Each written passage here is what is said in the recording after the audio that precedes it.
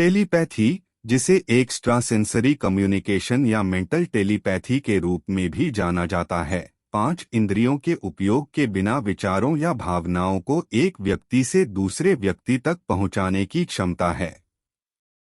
Telepathy की अवधारणा का एक लंबा इतिहास रहा है और यह सदियों से कई लोगों के लिए आकर्षण का विषय रहा है। कई अलग अलग संस्कृतियों और परंपराओं में पाई जाने वाली अवधारणा के संदर्भ में टेलीपैथी का विचार प्राचीन काल से चला आ रहा है। प्लेटो और अरस्तु जैसे कुछ प्राचीन दार्शनिकों का मानना था कि मस्तिष्क इंद्रियों के उपयोग के बिना विचारों और विचारों को प्रसारित करने और प्राप्त करने में सक्षम था। 19वीं शताब्दी में टेलीपैथी वैज्ञानिकों, दार्शनिकों और अध्यात्मवादियों के बीच चर्चा का एक लोकप्रिय विषय बन गया। बहुत से लोगों का मानना था कि टेलीपैथी एक वास्तविक घटना थी और उन्होंने इसके अस्तित्व को साबित करने के लिए प्रयोग किए।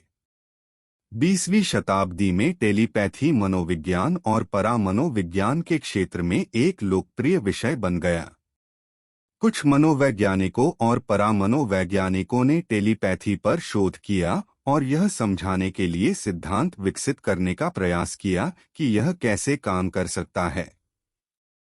हालांकि वैज्ञानिक समुदाय टेलीपैथी के अस्तित्व पर बंटा हुआ है और इस पर कोई वैज्ञानिक सहमति नहीं है कि यह एक वास्तविक घटना है या नहीं।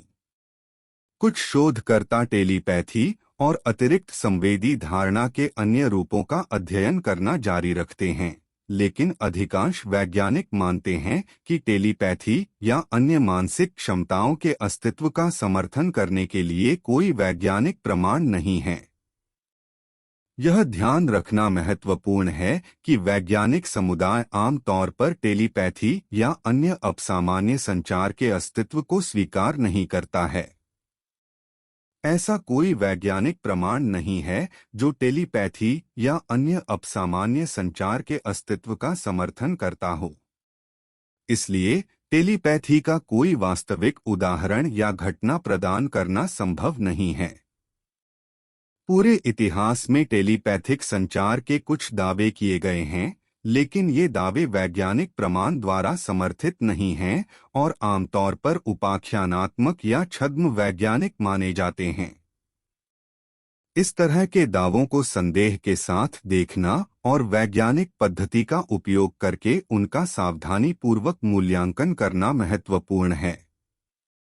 कुछ ऐसे अध्ययन हुए हैं जिन्होंने टेलीपैथी और अन्य अपसामान्य शक्तियों या क्षमताओं की संभावना का पता लगाया है।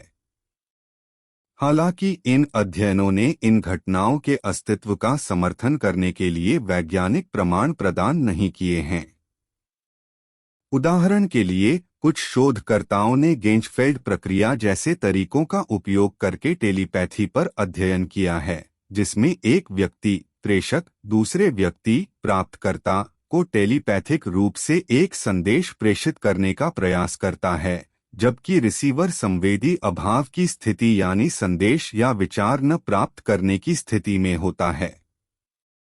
हालांकि इन अध्ययनों में टेलीपैथी के अस्तित्व का समर्थन करने के लिए लगातार प्रमाण नहीं मिले हैं और परिणाम वैज्ञानिक समुदाय द्वारा व्यापक रूप से स्वीकार नहीं किए गए हैं।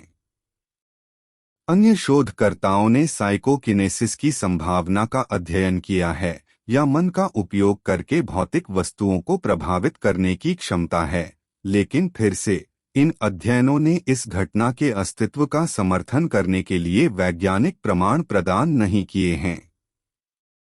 अंत में, जबकि कुछ ऐसे अध्ययन हुए हैं जिन्होंने टेलीपैथी और अन्य अपसामान्य शक्तियों या क्षमताओं की संभावना का पता लगाया है, इन अध्ययनों ने इन घटनाओं के अस्तित्व का समर्थन करने के लिए वैज्ञानिक प्रमाण प्रदान नहीं किए हैं। टेलीपैथी और अन्य असाधारण शक्तियों या क्षमताओं के दावों को संदेह के साथ देखना और ऐसे दावों का मूल्यांकन करते समय वैज्ञानिक प्रमाणों पर भरोसा करना महत्वपूर्ण है। अंत में एक बात कहता चलूं, भारत के ऋषि महात्माओं के लिए यह टेलीपैथी या इसी तरह का अन्य चीज बाएं हाथ का खेल है। बहुत से संतों के बारे में इससे संबंधित चमत्कारी घटनाओं के उदाहरण मिलते रहते हैं। बाबा निम करोली, देवरहा बाबा आदि से संबंधित घटनाएं भक्तों के द्वारा चर्चा में आती ही रही है। ध्यान करने वालों के लिए यह कठिन कार्य नहीं है। हाँ, वैज्ञानिक प्रमाण नहीं दिया जा सकता क्योंकि यह किसी और आयाम की विषय वस्तुएं हैं। अन्य आयाम मतलब मन की अत्यंत अत्यंत ऊंची अवस्था जिसे वैज्ञानिक यंत्र या किसी भी भौतिक साधन से पकड़ पाना संभव नहीं। आप अपना ध्यान अभ्यास बढ़ाकर इस तरह की शक्तियों को चुटकी में प्राप्त कर सकते हैं। हमारा जोर ध्यान के अभ्यास को बढ़ने पर होना चाहिए। ध्यान के माध्यम से अनेकों अलौकिक खजाना प्राप्त किया जा सकता है।